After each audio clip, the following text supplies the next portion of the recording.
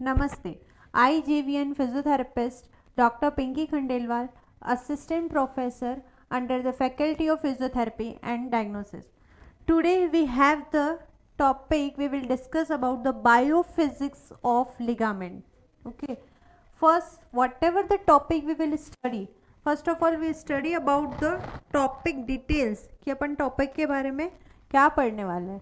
तो biophysics, biophysics से biophysics अपना क्या है. जब भी अपन बायोमैकेनिक्स की बात करें, बायोमैकेनिक्स क्या है, या फिर मोस्ट ऑफ द पार्ट अपनी बॉडी में जो भी मूवमेंट्स हो रहे हैं, फंक्शंस हो रहे हैं, all are related to the biophysics. अब इस बायोफिजिक्स का one of the part we have that ligament. ठीक है, बेसिक अगर अपन लिगामेंट्स की बात करें, there is a difference between the ligament and the tendon. What was that difference? Ligament is that structure which connects bone to bone. जो bone से bone को जोड़ता होगा वो लिगामेंट होगा. And the tendon is a muscle से जो bone को जोड़ता होगा, it is known as the tendon. ये तो अपन बेसिक जो पढ़ के चलते हैं. तो लिगामेंट्स, अब अगर अपने को कोई भी स्ट्रक्चर्स है, if we want to study about any structures biophysics, we have to totally involve about the what was the formations, कैसे उनका फॉर्मेशंस होता है, क्या क्या स्ट्रक्चर्स होते हैं उसके अंदर, अपने को ये सारा सब कुछ है वो पता होना चाहिए. अगर अपन लिगामेंट्स की बात करते हैं तो लिगामेंट्स क्या होते हैं? बायोफिजिक्स दैट मीन्स कि पहला है लिगामेंट अपनी बॉडी के स्ट्रक्चर्स एंड फंक्शंस में कैसे हेल्पफुल है, कैसे उसका एक स्ट्रक्चर फॉर्मेशन होता है, कैसे उसका फंक्शंस होता है, हाउ इट वर्क्स. ठीक है, first of all ligaments are the fibroblastic in structures. तो लिगामेंट्स क्या होते हैं अपने? फाइब्रोब्लास्टिक होते हैं. ठीक है, fibroblastic in structures which is found और अलाइंड विथ कोलेजन फिब्रिल्स. अब फाइब्रो फर्स्ट ही अपना वर्ड है कि फाइब्रोब्लास्टिक इन नेचर होते हैं. फाइब्रोब्लास्टिक है और कोलेजन फिब्रिल्स के साथ अपने को मिलते हैं. तो collagen fibrils that means it has the extensibility property. ठीक है, तो ये क्या है? लिगामेंट्स क्या होते हैं अपने? फाइब्रोब्लास्टिक इन नेचर्स होते हैं जो कोलेजन फिब्रिल्स के साथ अपने को फाइंड आउट होते हैं. ठीक है, देन अगर अपन है इसके लिगामेंट्स की बात करते हैं तो लिगामेंट्स है कोलेजन के साथ मिक्सअप होके अपने पास एडवांटेज ही आ जाता है कि उनकी जो एक्सटेंसिबिलिटी प्रॉपर्टी है वो अपने को देखने को मिलेगी. There are different types of ligaments which are present around the joint. ठीक है, क्यों जॉइंट्स के अराउंड है? क्योंकि अपन ने पहले ही बात कर दी है कि लिगामेंट्स वो स्ट्रक्चर्स होते हैं जो अपने को बोन से बोन, ठीक है, बोन टू बोन है कनेक्शन प्रोवाइड करवाते हैं. ओके, अब यहाँ पे मेन रोल क्या आता है? ये तो बेसिक इसकी एनाटॉमी अपन ने पढ़ ली है. अब इसके अंदर जब अपन बायोफिजिक्स पढ़ने जाते हैं, ऐसे कौन से स्ट्रक्चर्स प्रेजेंट होते हैं कि एक रेंज तक अपने को लिगामेंट से वो अपने को स्ट्रेचेबिलिटी है वो प्रोवाइड करवाते हैं. अब फॉर एग्जांपल अगर मैं डिस्कस करना चाहूँ superficially, if want to discuss about the ligament biophysics, तो if I am doing the extension of wrist, ठीक है, for example I am doing the extension of wrist, or if you are doing the stretching for whatever joint or muscles if you want, ठीक है, तो उसमें अगर अपन extension कर रही हूँ मैं, ये एक्सटेंशन है अपना, तो ये इसके लिमिट है. अभी मुझे I am feeling the stretch, ठीक है, but I can also do the more extension of wrist. ठीक है, और एक्सटेंशन प्रोवाइड करवा सकते हैं. तो कितना लास्ट तक अपन we want do the like movement, ठीक है, कितना लास्ट तक आप मूवमेंट कर सकते हैं, और कहाँ पे जाके अगर पेशेंट बोल रहा है कि नहीं मुझे डिस्कम्फर्ट नहीं हो रहा है, आप और कर सकते हो. बट एज अ फिजियो आपको पता होना चाहिए कि मुझे किस रेंज तक वो मूवमेंट लेके जाना है, कहाँ पे मसल्स है या लिगामेंट है वो टियर हो सकता है. ठीक है, that is all we will discuss about in the stress strain curve. ठीक है, कि कहाँ पे टियर हो सकता है, कहाँ पे उसको है रिपेयरिंग फेज में जाएगा, अगर कोई इंजरी हुई है तो रिपेयरिंग फेज में है वो कब जाएगा. तो एज अ फिजियोथेरेपिस्ट हमें ये पता होगा, तभी हम उसका स्ट्रक्चरल एंड फंक्शनल है मूवमेंट है वो ला पाएंगे. ठीक है, नेक्स्ट है लिगामेंट्स की जो फाइबर्स होते हैं वो मल्टी डायरेक्शनल में अरेंज्ड होते हैं. मल्टी डायरेक्शनल में अरेंज होंगे, that's why we have the longer range in that joints around which the ligament extensibility is present. The ligament provide the tensile load in one direction, smaller tensile load in another direction, which suggests that the fiber are interconnected even if they are not completely parallel. तो जो ligaments के जो structures की provide बात करते हैं अपन, तो ये एक दूसरे से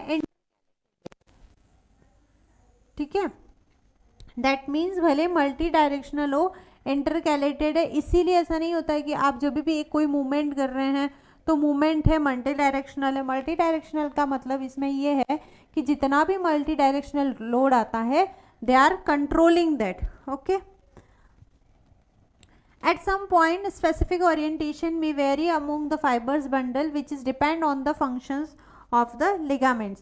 तो ligaments की अगर अपन superficially अपने को जो basic पता होना चाहिए, ligaments are the fibroblastic structures जिसके अराउंड अपने कोलेजन्स वगैरह सब प्रेजेंट रहते हैं, इसकी वजह से अपने को एक्सटेंसिबिलिटी है वो प्रोवाइड होती है। एंड द लिगामेंट्स क्या रहते हैं अपना मल्टी डायरेक्शनल रहते हैं, एक दूसरे से इंटरकैलेक्टेड रहते हैं ताकि जितने भी फाइबर्स हैं ये सारे एक साथ वर्क करें। वर्क करने के बाद है नेक्स्ट है लिगामेंट्स की सबसे बहुत अच्छी बात आती है कि लिगामेंट्स की जो कवरिंग होती है फेशिया से कवर्ड होता है। फेशिया से अपना लिगामेंट से वो मेनली कवर्ड होता है। तो फेशिया की जब बात करते हैं तो फेशिया अपने आप में एक एक्सटेंसिबिलिटी है वो प्रोवाइड करवाता है, ठीक है। तो अगर अपन है लिगामेंट्स तक जाते हैं तो अपने सराउंडिंग पहले बहुत सारे स्ट्रक्चर्स आते हैं फिर अपन लिगामेंट्स तक पहुंचते हैं। तो फेशिया की जो कवरिंग है itself it is providing us extensibility, ठीक है। यही है कि लिगामेंट्स के अराउंड अपना फेशिया भी कवर्ड है।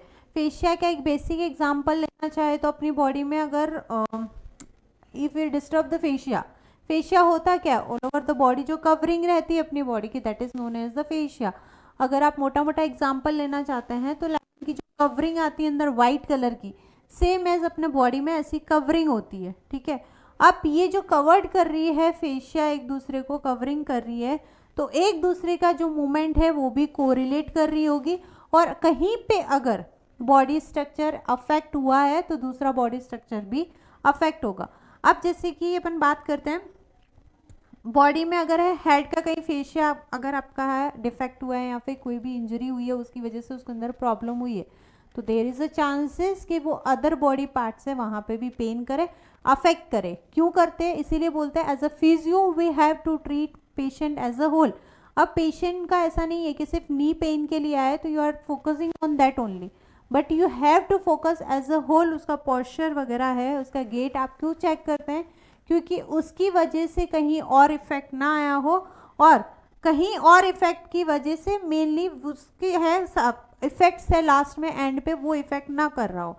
तो या तो आपका किसी इफेक्ट हो रहा होगा या उसकी वजह से अदर बॉडी पार्ट इफेक्ट हो रहा होगा। फॉर एग्जाम्पल अगर आपका शोल्डर पेन है, ठीक है, शोल्डर पेन की वजह से पेशेंट का कंपनसेशन चल रहा होगा तो शोल्डर मसल्स यूज नहीं कर रहा होगा, वो बैक की मसल्स यूज करके लोड ले रहा होगा तो उसका वॉकिंग पैटर्न है वो पूरा चेंज हो जाता है। इसीलिए एज अ पेशेंट अपन एज अ होल देखते हैं।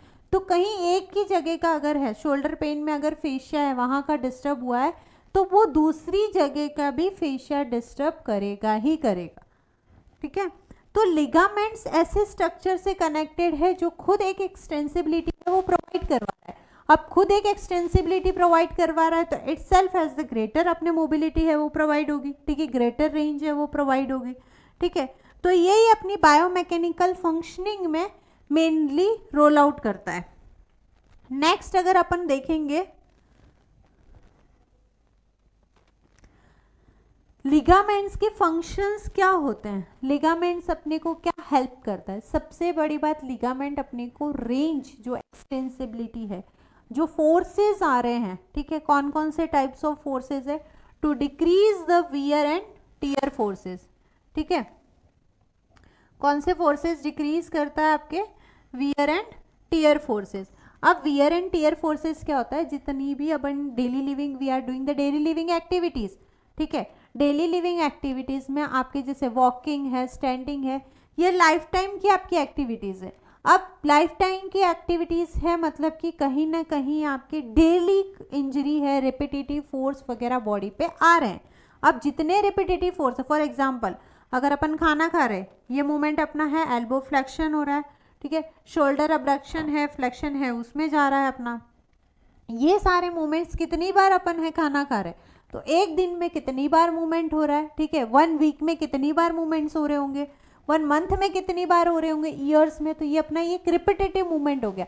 रिपीटेटिव मूवमेंट में सेम जो जॉइंट्स है सेम मूवमेंट कर रहे हैं और सेम फ्रिक्शन भी आ रहा होगा, उनके वहाँ पे टेंडन्स भी होंगे, लिगामेंट्स भी होंगे, ये सारे भी रिपीटेटिव मूवमेंट कर रहे हैं। तो ये सारा एक रिपीटेटिव मूवमेंट्स में आ जाता है। तो डेली का जो वियर एंड टियर फिनोमिना है वो लिगामेंट से उसके विदस्टैंड है वो खड़े रहते हैं। नेक्स्ट है facilitate linkage to form the mechanical chains. अब ये क्या करते हैं कि जो मैकेनिकल चेन्स आती हैं, ठीक है, क्यों मैकेनिकल चेन्स के साथ ये कोरिलेटेड है, just because it is surrounded by the collagen. और अगर अपन कोलेजन की बात करें तो कौन सा कोलेजन है, टाइप 1 कोलेजन फाइबर्स है, उसके साथ ये विदस्टैंड करते हैं, ठीक है। नेक्स्ट है visco elastic in nature. Next क्या रहेगा इसका, visco elastic in nature. Visco elastic in nature that means कि इसके अंदर कोलेजन फाइबर्स अगर प्रेजेंट होगा तो साइटोप्लाज्मिक वगैरह है, ये भी सारे प्रेजेंट होंगे, साइटोप्लाज्म वगैरह, तो वो क्या करता है इसको विस्को इलास्टिक बनाता है। इलास्टिसिटी प्रॉपर्टी की वजह से ही तभी तो अगर अपन हेयर रेंजेस बढ़ा रहे, सपोज ये मीडियल कोलेटरल लिगामेंट है, एल्बो किस साइड प्रेजेंट रहता है, also known as the ulnar collateral ligament. तो आप रेडियल साइड जा रहे हैं और एक्सटेंशन में भी जा रहे हैं, तो ये इसने इतनी रेंज प्रोवाइड करवाई है। अब रेंज प्रोवाइड करवाई है दैट मीन्स वापस ये अपनी रेंज पे आया, तो इसका ये एक इलास्टिक नेचर है, स्ट्रेचेबिलिटी नेचर है कि वापस अपनी पोजीशन से जाके मूवमेंट कर रहा है और वापस उसी पोजीशन पे आ रहा है। नेक्स्ट है अपना the ligament are planed and the flexible, same है, विस्को इलास्टिक नेचर होगा तो वो फ्लेक्सिबिलिटी है वो प्रोवाइड करवाएगा ही। अब यही इसका नेचर है, हेल्प करता है मूवमेंट्स करवाने के, आपके जितने भी मूवमेंट्स हो रहे हैं, हर जॉइंट पे मूवमेंट्स हो रहे हैं, ताकि एक्सेसिव भी मूवमेंट नहीं हो, ओवर एक्सेसिव मूवमेंट है उससे भी बचाता है, ठीक है, और आपका एक रिस्ट्रिक्टेड रेंज में है मूवमेंट भी करवाता है। नेक्स्ट है sustain chiefly tensile forces during the normal and excessive loading. अगर अभी अपन जंपिंग कर रहे हैं, ठीक है, ये काइंड जंपिंग है, तब फोर्सेस आया होगा, लोड आया होगा, मसल्स ने लिया होगा, लिगामेंट्स के वहाँ पे भी लोड आया होगा, तो लिगामेंट्स के पास प्रॉपर्टी होती है कि वो एक्सटेंड भी हो जाए उस फोर्सेस में और अपने आप को ओवर जो फोर्सेस आ रहे हैं उससे अपने को सेफ गार्ड भी करके रखें। नेक्स्ट अगर अपन आते हैं कंपोजिशन ऑफ लिगामेंट्स, नॉर्मल आप बेसिक पहले देख लीजिए, लिगामेंट्स क्या होता है, फाइब्रोब्लास्टिक इन नेचर्स होते हैं। लिगामेंट्स में दो होते हैं, फाइब्रोब्लास्ट और एक्स्ट्रा सेलुलर मैट्रिक्स, ठीक है। Fibroblast and extra cellular matrix अगर अपन देख के चले तो इसमें है, फाइब्रोब्लास्ट की बात करें कंपोजिशन में तो 20% ही होता है, बाकी जो 80% होता है आपका एक्स्ट्रा सेलुलर मैट्रिक्स होता है। अब ये एक्स्ट्रा सेलुलर मैट्रिक्स होता क्या है, एक्स्ट्रा सेलुलर मैट्रिक्स है आपके फाइबर्स से मिलके बना होता है और ग्राउंड सब्सटेंसेस से। फाइबर्स कौन से, टाइप 1 कोलेजन फाइबर्स है, इलास्टिन फाइबर्स है, टाइप 3 कोलेजन फाइबर्स है, ये सारे फाइबर्स मिलके आपके लिगामेंट्स है और टेंडन फॉर्म होने में हेल्पफुल है। और दूसरे है ग्लाइको एमिनोग्लाइकेंस है, ठीक है, ग्लाइको एमिनोग्लाइकेंस है, प्रोटियोग्लाइकेंस है, वाटर्स है, ये सारे आपके एक्स्ट्रा सेलुलर मैट्रिक्स में ही आते हैं। अब यहाँ पे आपका क्या रोल है, अपने को कंपोजिशन है, बायोफिजिक्स में कंपोजिशन अपन क्यों पढ़ते हैं, अपन इसलिए पढ़ते हैं ताकि अपने को पता चल जाए कि लिगामेंट्स है वो कितनी एक्सटेंसिबिलिटी है, अपने को उसके बारे में पता होगा तभी अपने उसको अप्लाई कर पाएंगे कि हाँ इसमें ये है डेफिशिएंसी है तो अपने को ये अप्लाई करना चाहिए। नेक्स्ट रिमेनिंग टॉपिक है अपन नेक्स्ट क्लास में पढ़ेंगे। Thank you.